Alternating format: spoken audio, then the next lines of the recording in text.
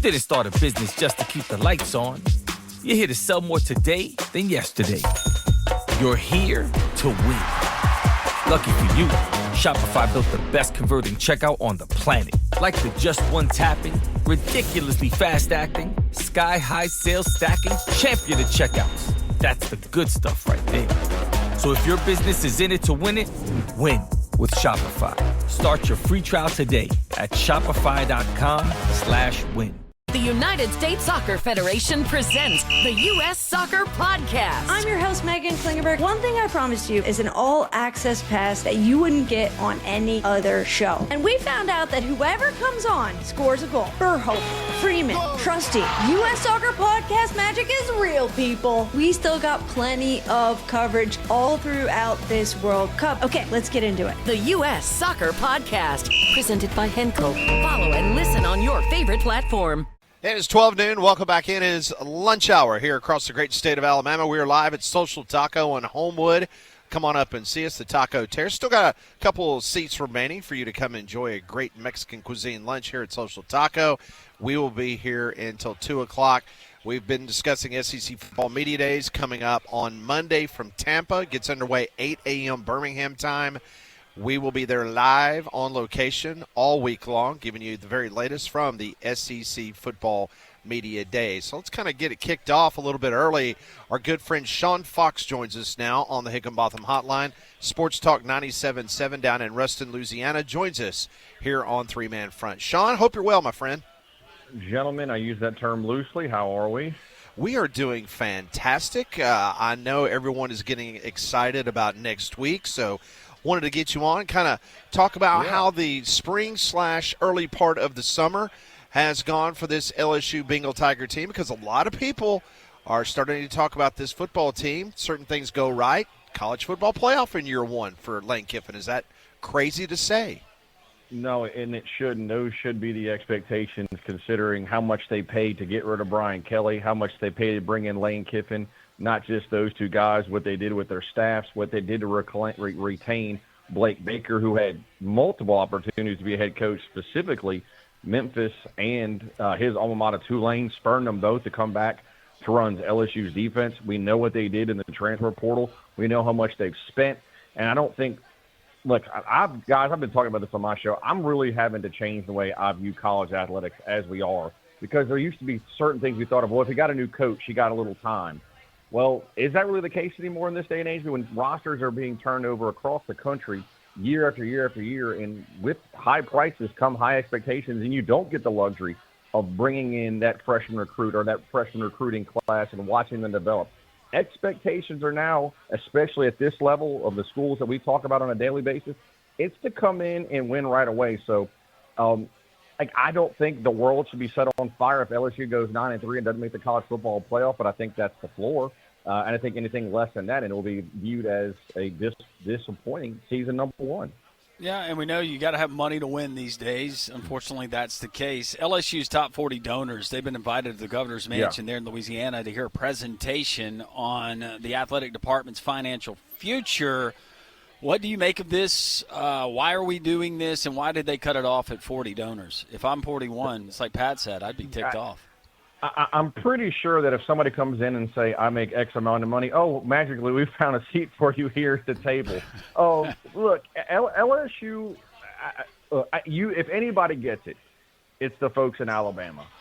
LSU, as much as I'm a diehard Saints fan and I love the Saints, but LSU really is kind of the lifeblood of this state. It is the only school in the state where every single corner, from northwest to Shreveport to northeast to where I'm in Monroe, to New Orleans, to Baton Rouge, to Lake Charles, to Lafayette, every single portion of the state is affected by LSU. What I mean is, business-wise, it is a business. I'm not wild about politicians getting involved with government, but Governor Landry has gotten himself immersed into it's a lot about LSU, but he's gotten involved with the Saints and Gail Benson and the Pelicans. She owns both of those franchises. But really, he's had a hand in the last year on this LSU athletic program. And while I don't like it, I get it, because there are multiple businesses across the state that benefit from it. We're an LSU radio network. We're at my station, Sports Talk 97.7. I have an LSU pregame show. It's sold out. I might be 3.5 hours from Baton Rouge. I benefit from LSU being successful. So I think everybody realizes, like, man, just the mood is better when LSU and the Saints win. Everybody seems to be making more money when LSU wins. So they're trying to find, like, I don't want to say loopholes is not the right word, but we know what you can spend on your roster through the school. Now what can you do to supplement the other portion through NIL? And I've heard some people speculate that this is a private equity thing. I haven't heard anything yet to, verify that that's the case, but I am interested in what is this unique way of trying to raise more money. But I do think the main thing is we realize, yes, you may be able to give a school, $22.5 million or your players, but then it costs a lot more than expected to supplement that roster. How are you going to find that money? And I think LSU is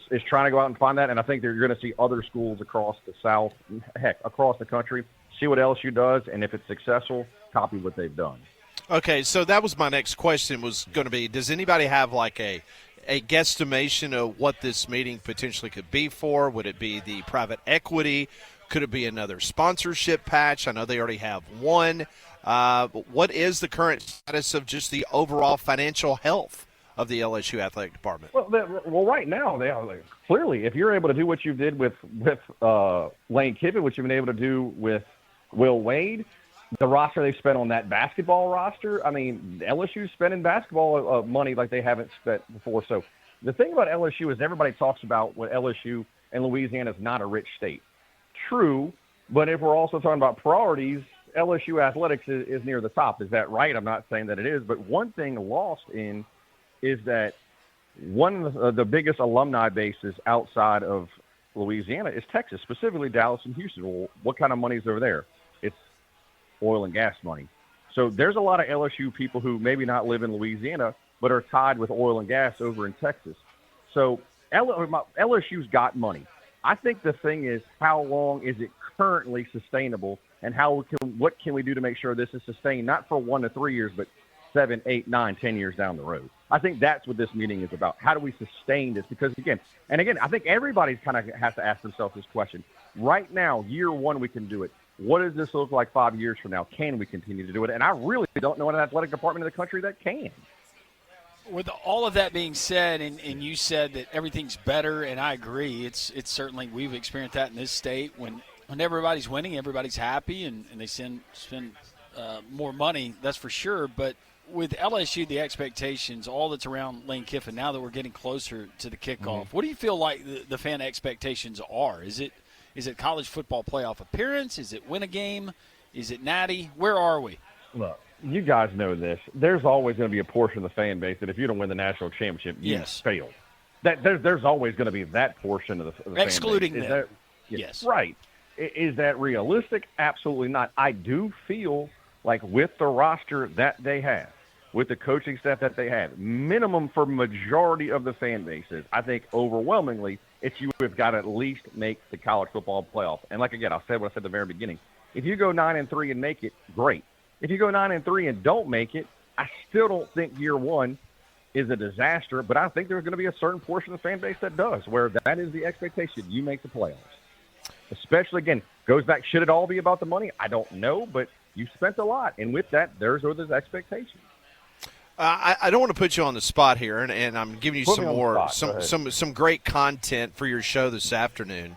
Okay. Is that the Clarion Ledger has just posted a story in which they interviewed Keith Carter, the athletics director, and as the story's coming out, they are now looking at suing the two former Ole Miss players who are now at LSU because they're claiming that the buyouts have not been paid. We already know that this game's going to be ramped up big time come Oxford, the first SEC game for both teams, the return of Lane Kiffin.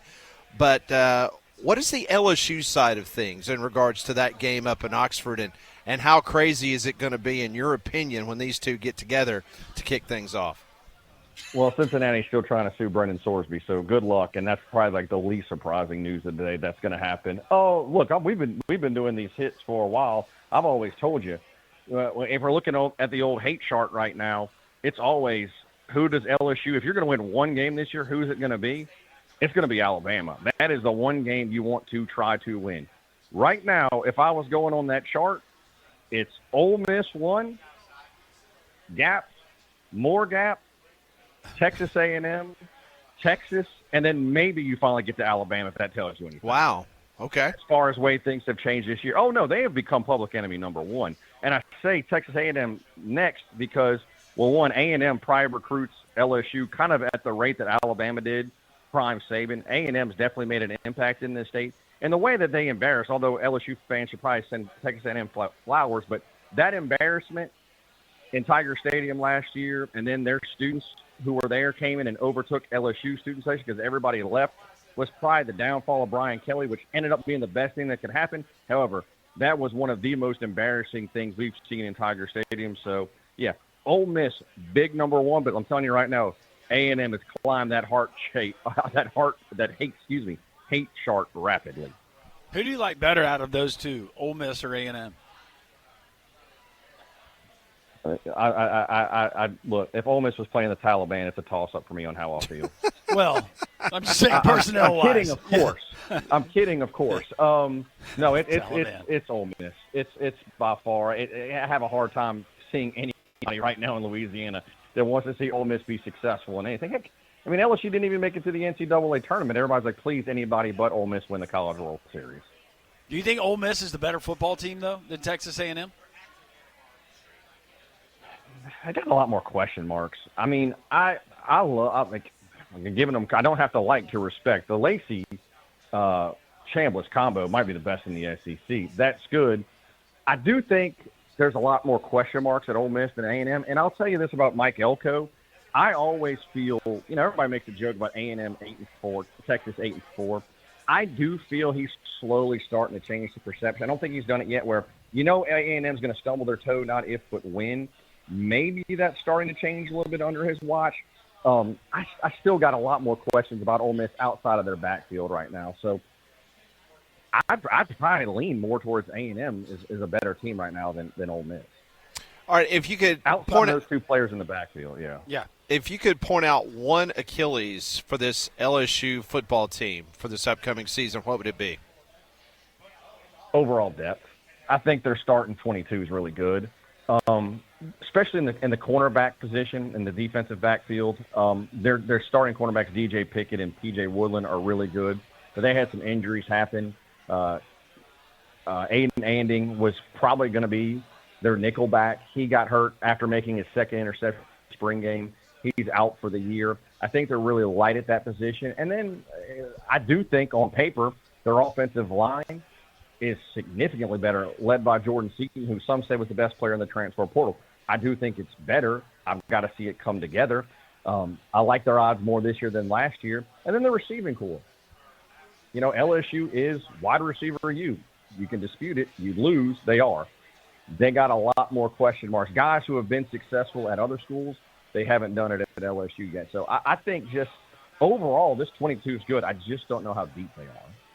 How hot is it where you are, and is your AC working? Yeah, please tell us it is. First of all, thank you. Don't jinx it. The AC is working fine right now, but it is only 92 with the heat index of 101, so it's a light, breezy day in North Louisiana. Yeah, get outside, do some yard work. Yeah, what are you doing?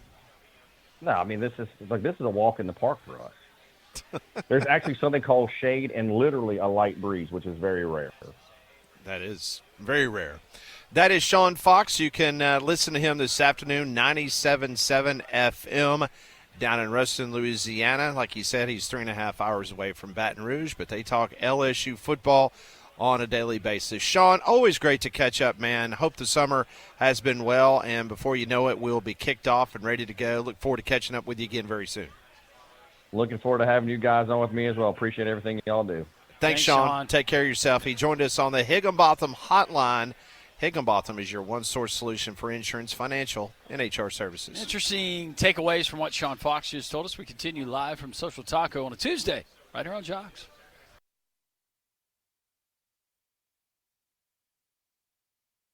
Welcome back in. This is Three-Man Front live on Jocks. Patton Landrum waiting Molly. Kind of a switch out. Conrad's back high atop Red Mountain She in wants studio. a grand entrance. She's such a diva. I know. She wants to come in. She told Mary and BB to make sure they play her walk-up music. Why do we have smoke machines? Yeah, when she attends. I don't know. They must have done that at Nebraska. Yeah, that's probably what they did before she got out there for those volleyball. Those big volleyball It wasn't about the matches. volleyball team. It was about her. It was. Yeah. It was the Molly show. Yeah, always is. Yep. We're live at Social Taco. We have a great crowd, as always. A reminder for our Social Taco family, we will not be here next Tuesday. It's SEC Football Media Days. But we will be here next Friday. So not next Tuesday, but next Friday. So we can laugh at all the members of the media when they and vote. how they voted. Correct. We'll get the votes revealed. We'll have the big reveal here, and we'll eat tacos and laugh. Yes. Silly man. Maybe some margaritas. You silly person. You never know what's going to happen here. Do we get a Vandy number 1 this year? I hope not. It's kind of a tradition now, right? You know? It is a tradition, but Yeah. no Diego Pavia. You would really have to justify it. Very much so. So we just talked to Sean Fox from 97.7 FM down in Ruston, Louisiana, talking a little LSU. And this story literally came out as we were on the air with him, as Ole Miss could take 2 LSU football transfers to court over unpaid buyouts. Keith Carter gave an interview to the Clarion Ledger in Jackson, Mississippi, saying that Ole Miss has been waiting for buyout payments from LSU football players. Remember Prince Will that played at Ole Miss? Sure. And Devin Harper. For 6 months, Ole Miss has been waiting for the buyout. In an interview with the Clarion Ledger that covered a variety of topics, Carter said July 10th that he was going to court is one of the avenues that Ole Miss could be looking at to make sure the buyouts are paid. He says that could be an option, going and asking a court to get the money from you. Contracts are with the players. LSU could pay that on behalf of the players, so we're kind of exploring all of that right now. Very interesting that has not been paid. I'm guessing part of the deal that was, hey, we'll take care of any costs maybe that were incurred to you for leaving. I know that other schools have done that. Yeah, so Prince's buyout is just shy of $1 million, and it was not reported what Carter's is. It says it is a significant buyout like Prince's. He was a very good player. So Ole Miss now considering. You know, we put these buyouts in place, but these buyouts, if you're a good enough player, nobody's checking at the buyout. Nobody checks at a buyout in college athletics when it comes to a coach. Make the buyouts bigger. Also, according to the Clarion Ledger, Ole Miss will have a football field logo this year, a sponsorship, but they're not at liberty yet to announce who it will be. Plans for potential jersey patches on the Ole Miss football uniform in 2026 are less than concrete. Carter told the paper, jersey patches, we're still working on that one. We do not currently have one for this year. Not saying that we couldn't by the time the season starts, but we don't have one secured. Nah, they'll get somebody. Or maybe they just hadn't seen the right number yet. Maybe they have somebody they can throw in there as an added value, but they're looking for that big fish. Do they have a Woodside Energy? Who was it? Realtree? Mossy Oak? One of those? Yep. Well, yeah, they do a lot with Realtree. They do pretty much their helmets, the camouflage-looking helmets that Ole Miss wears, the white ones. Well, and I guess if you don't feel like you can ride without one, and I personally think that Alabama's going to hold out as long as they can, and Auburn would probably try to hold out as long as they can. Yeah. Unless somebody just wants to step up and say, hey, I really want my name on that jersey this year, and this is how much I want it. And you write a check that nobody can turn down. Yeah. We also talked about this morning SEC Football Media Days, which is scheduled to begin at 8 a.m. on Monday.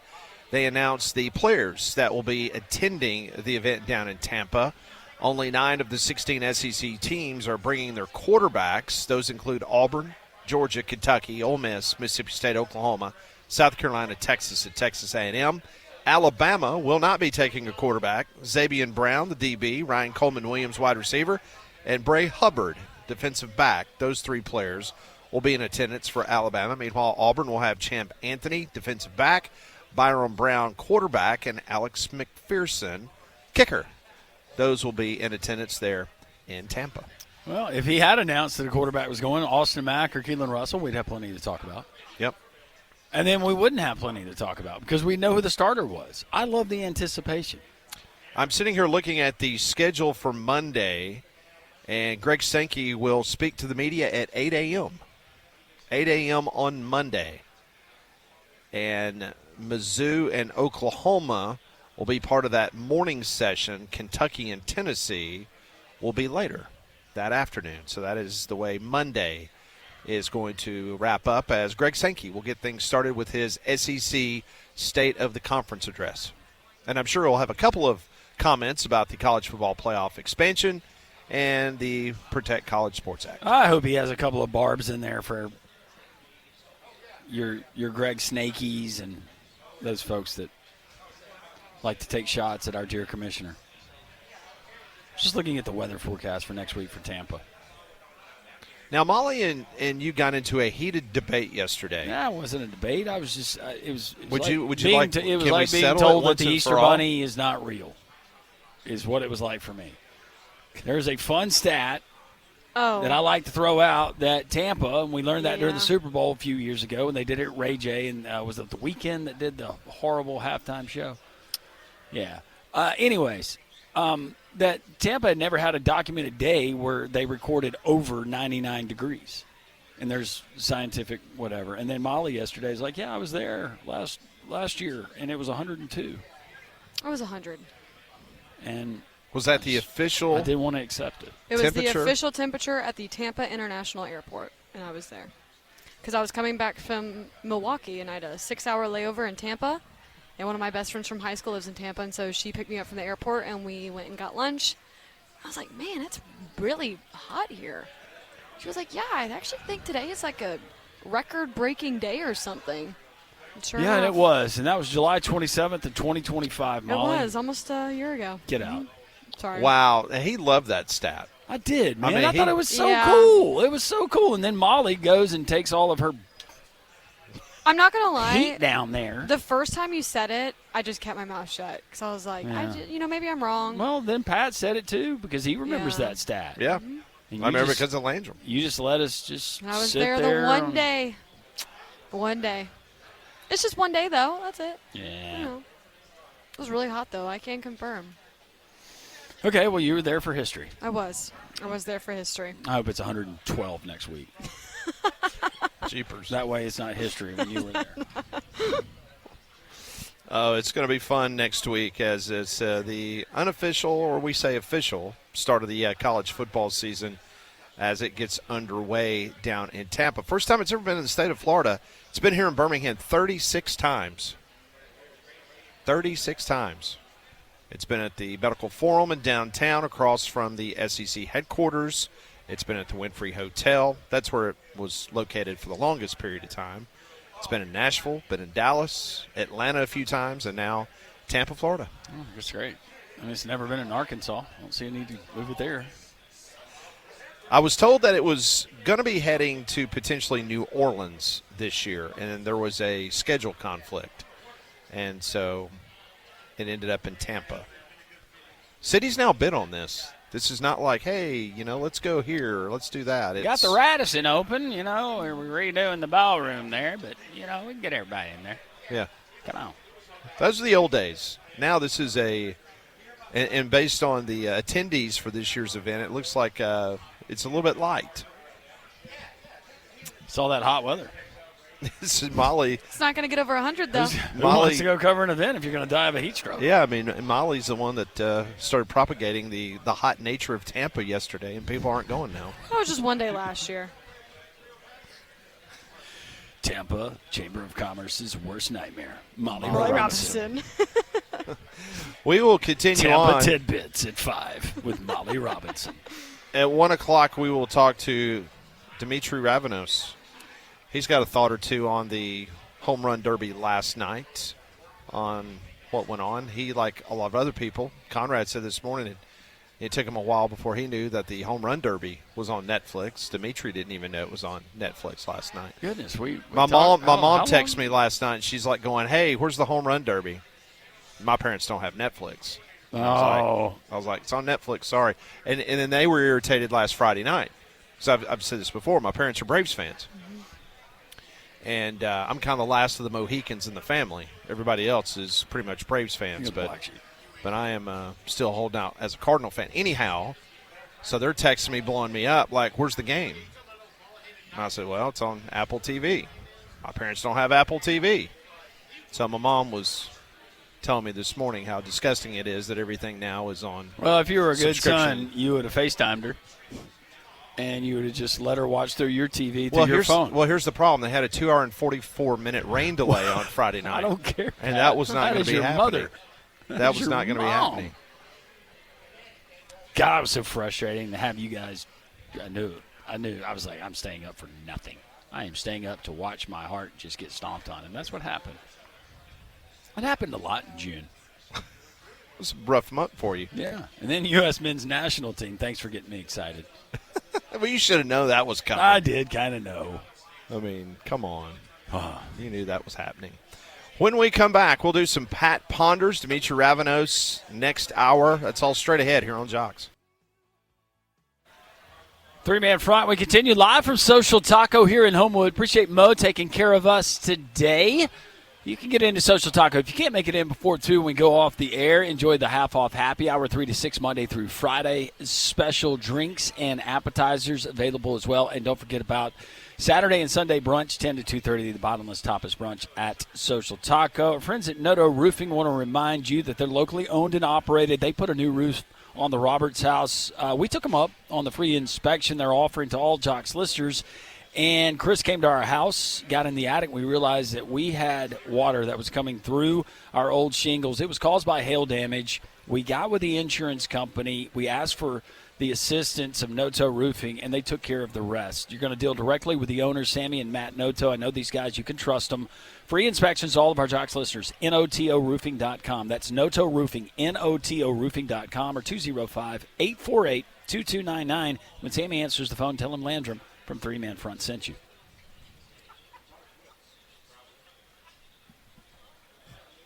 You'll do spotters? Yeah. Really? Let's do it. Yes. 5 questions. Let's do it. I got questions. They give me answers. This is Pat Ponders. I got a Charlie horse. Oh, did you? Yes. Oh. Where's the worst place you ever get a cramp? It's time for Pat Ponders. Bottom of your foot? That's pretty bad. Oh, you got one somewhere? No, you haven't. You have? You're like a unicorn. I've never met one of you.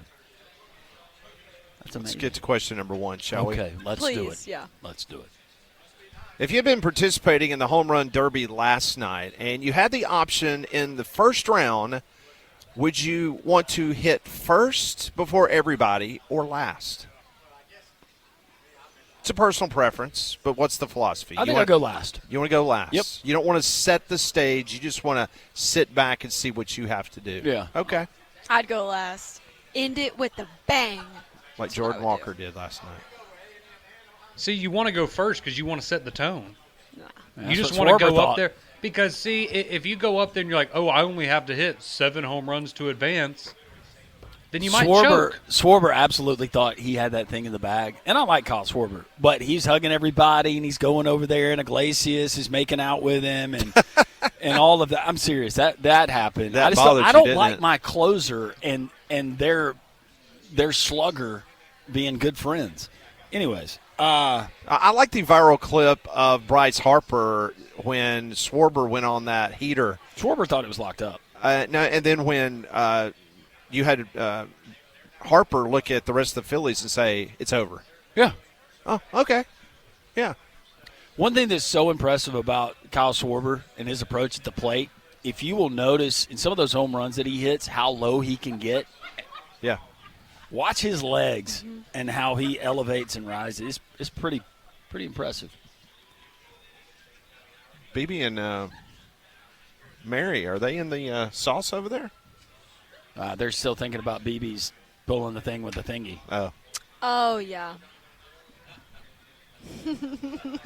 These two girls, they are tickled. They are tickled. Ladies. Take it easy, ladies. Mary, settle down. What's going on over there, Larry? You're in charge of that. Yeah, you've been around long enough to know. You don't get in the middle of that. All right, question number 2. Despite striking out 14 hitters last week and carrying a 2.28 earned run average through 14 starts, 3-time All-Star Zach Wheeler was initially left off the National League All-Star team. Wheeler was offered a replacement spot on Saturday, and he declined, saying, "They disrespected me, so I'm not going to participate." So the question is, what's worse, not making the All-Star team in the first place or only getting invited because someone else dropped out? What would you have done? Oh, that's tough. I'd take it and not He did miss some participate. time, though. He missed some time early. Yeah, he's because only got I saw his first start. 14 starts. Yeah, That's all he has. He's been limited. Yeah. Come on, man. I don't think I would have come out and been petty about it. But, yeah, it does look weird when when you're complaining about it and then you do get invited and then you decline hit it. Yeah. No, I'm not going to go. If I had done, which I hope I would not have taken the same steps he has, then, yeah, I guess I probably would have said, no, I'm good. I'm not going to go. You shouldn't have said anything in the first place. See, my first thought was getting invited just because someone else dropped out, but then I thought about it. I feel like for me, it would be not being invited in the first place, because then at least, like, hey, you still get to come to the All-Star game. Like, you're still going to be remembered as an All-Star, even though you might not have been the first stop. And, like, you're still an elite player if you get invited, like, even if it's because someone else dropped off. But that's just me. Yeah, the only thing with MLB is because of how messed up the fan voting and stuff like that is now. If you didn't get voted in, you could kind of just wear that as a badge of honor. But you would have to stick with it. But, I mean, if you get invited, right, go sit in the dugout, have fun with the boys. Maybe you go pitch, 2-3 batters, something like that, worst case scenario. But, yeah, it still shows up on the accolades and all that. But, injury reserves and things like that, that's how you end up with Shadur Sanders in a Pro Bowl. I'm a Braves fan, and I think that Michael Harris, he had a nice he should have been half. on the team. He should have been on the team, Yeah, but absolutely. I appreciate the fact that he's not belly aching and moaning about it. He's going to go be with his wife and his young family and enjoy the time off. But no, I just don't think it's a good look, Zach Wheeler. In 5 years from now, many people are not going to remember whether he was a 15th alternate. You're an all-star. Yeah. Mm-hmm. So just go, and you're playing in your home ballpark. So, I mean, you're going to be at home anyway. And, it's just like there was no but reason he left for himself him to be no petty. recourse. Like, don't show your butt the first time, right? Yeah, they disrespected me, so I'm not going to participate. Okay. Noted. Next question. Norway soccer star Erling Haaland. We remember him, right? Oh, yeah. Wait, what was that about? Oh, yeah. He washes his hands. Yeah. All right, so he was spotted getting off the plane in Oslo, toting a taxidermied raccoon holding a bottle of gin. He wasn't holding a bottle of gin. It was the raccoon. Oh, I see. Was holding the bottle of gin. Then he got to Gatlinburg.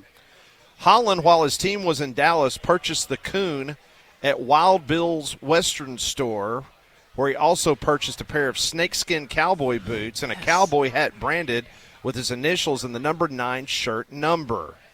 So the question is, if you could have any animal stuffed for your house, what would it be? It's got to be the honey badger.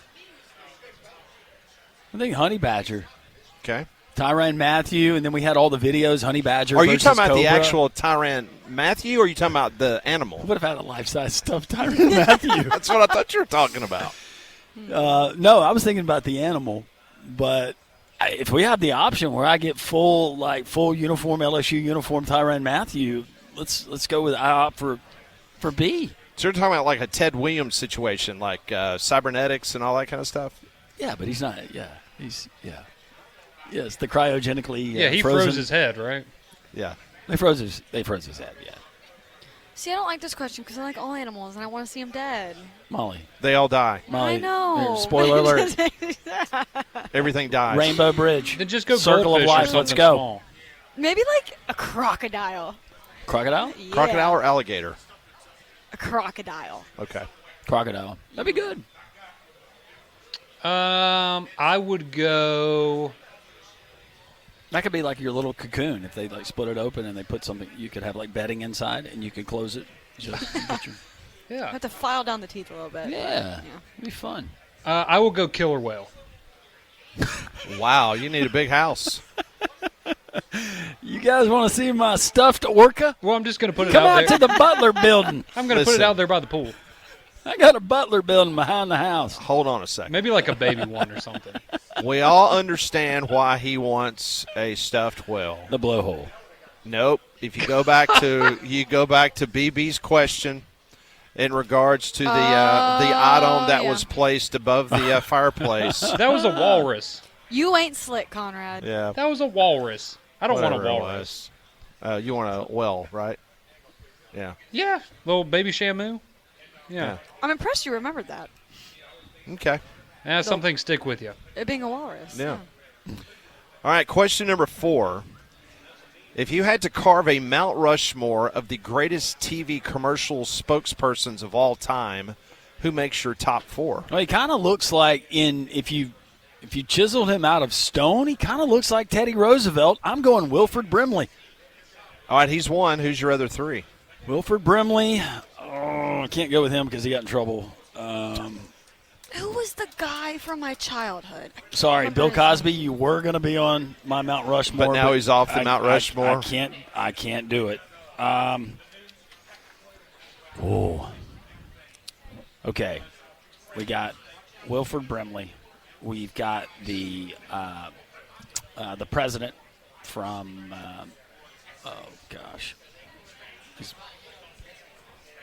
The greatest TV commercial spokespersons of all time. Who is on your Mount Rushmore? Definitely Billy the Allstate Mays. guy. Billy Mays. Yeah, you remember him? I do remember him. He was from my childhood. I was so sad when he died. I loved his commercial when I was like 8. Who'd you say, Conrad?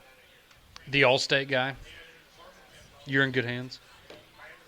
Flo from Progressive. 'Kay. She's a classic. Flo. All right. What about the guy Tom Bozeman from Happy Days? The dad from Happy Days. He did the hair replacement. Bosley. Bosley. That would be 2. The AT&T girl. What was her name? Lily? Something like that. You liked Lily, didn't you? She made a convincing argument to buy her products. Ooh, the most interesting man in the world from the Dos Equis? yes. Yeah, that's a good one. Okay. Those would be mine. The girl from the Herbal Essences commercials back in the day. Okay. Had a big impact on me. I bet. Never had that effect on me in the shower, though. Where's the beef? And The Wendy's where's the commercial? beef? That's a good one. The old lady? Yeah, wasn't it an old lady? No one said Ronald McDonald. Oh, yeah. It's kind of creepy. Yeah, I guess Ronald McDonald is good. Oh, and the Domino's, the Noid. Remember the Noid? Avoid the Noid? It was like the villain on the Domino's commercials. The Limu Emu. I don't know. I couldn't stop thinking about Wilford Brimley. Quaker Oats and diabetes. The Mayhem guy from whatever insurance is that? Oh. The It's Mayhem Allstate. guy? Yeah. Boy, they really made a mark on you, don't Yeah, you? they really did. So much so that I don't use them. Who's the guy Yeah, that I always agree comes with on and he goes, I'm talking about gold. Buying gold. I don't know. Just forget it. All right, last question comes courtesy of BB. It's a lot more tame than yesterday's question. She was trying to describe to Conrad and Don earlier, how that story, how it played out. So, anyway, here we go. She writes, Stanford researchers have developed an AI system called Burger AI, trained on more than 2,200 burger recipes using 146 different ingredients to create entirely a new burger combination In a blind taste test, 101 diners in San Francisco preferred the AI-designed burger over a Big Mac. This is part of a growing trend called generative design, where AI creates new products from scratch. If AI can design the meat and robots can cook and serve it, would you embrace that in the future, or you still want a human being behind the grill? If there are human beings that want those jobs, I don't want them replaced by technology, but I'd be willing to try it if humans. You'd be willing to try the burger? Yep. Okay. I'd try it, but I still prefer a human. But that's just personal. Yeah. Then again, if you're really picky and you're one of those people that's rude, there's a good chance that you've had your food spit in multiple times throughout your life. So maybe this is better if you're one of those people that can't be nice to the help. Then maybe you get the robot burger. Some people might like that, Landry. Yeah. Not me, but some people. See, I like the idea of, I get the convenience of it, but here's the thing. The same thing if you had somebody making sandwiches and stuff. Like sometimes, right now, sometimes you might be like, oh, this one's not as good as the other ones. But sometimes you're like, I got a little extra cheese on it this time. Maybe I got a burger. Ooh, they put a little extra bacon on there. Ooh, they threw a second patty on there without realizing it. Something like that. That human error that sometimes you're like, they made an extra good burger or sandwich, whatever this time. I still want that. So I want the human cook. Okay. Sorry to disappoint you with BB's question there, Conrad. I know you were hoping for another. Yeah, that wasn't erotic enough for me, Pat, but maybe tomorrow. Theft is a big problem, Conrad, with restaurant owners and employees. So what you were describing is theft. I call it good service. Just kidding. What is that place that gives you the little extra piece of meat from the burger patty? That would be if you get a single. Doesn't Milo's do that? I think it's Milo's. All right, that's today's Pat Ponders here on Three Man Front. That's what I was talking about. He does the William Capital Devane. commercials. Yeah, William Devane. Yeah, gold. We continue here from Social Taco Number. It is 12:52 here on Jocks to Meet You. Ravenos will join the program coming up at the top of the hour. If you need a roof that you can count on, then you need to call Abide Roofing today, 205-577-7338. Whether your roof has been damaged by recent storm, showing signs of age, or you simply want the peace of mind that comes with a quality roof over your head, the team at Abide Roofing is there to help you. Abide specializes in roof repairs, full roof replacements, inspections, and insurance claim assistance. Travis Lloyd and his experienced professionals, they use quality materials, provide just great recommendations, and stand behind every job that they complete. So you need to give them a call today, 205-577-7338. I trusted Abide Roofing. Conrad is doing it as we speak. Go to their website for more information, abideroof.com. That's Travis Lloyd over at Abide Roofing, 205-577-7338. We got the All-Star game tonight. Let's looking at some fun facts. Did you know that Pete Rose holds the record for the most positions played in All-Star game history with 5? I did not know that. He played first base, second base, third base, left field, and right field. Wow. He's also the oldest position player to appear in an All-Star game. 1985, he was 44 years old. He grounded out as a pinch hitter. But what kind of action we have tonight, odds-wise, Vegas? I'm guessing the National League is a favorite? I'll tell you. The National League is favored on the money line, minus 127. It's plus 153. They're a run-and-a-half favorite over the American League. Okay. All right. Should be fun. What kind of number do you think it draws, ratings-wise? I mean, is it mid-teens? Oh, is that gosh. a good? Oh, no. No? No. You think we get double digits? I don't think so. Really, for the All-Star game? Yeah, I don't think so. Okay. Well, you got World Cup this afternoon. They're expecting around $3 million last night for the home run derby. What, maybe double that tonight? Yeah, probably. If I'm guessing, I think they were talking about maybe a 10% increase. And I'm a baseball fan. Over last year. There's some people that could care less if it's on. I haven't watched the All-Star game every single year of my life. There's been years where, of course, there's the summertime and things going on, and there's just people that they don't care about watching an All-Star game. I'm that way about most All-Star games. This one's just different.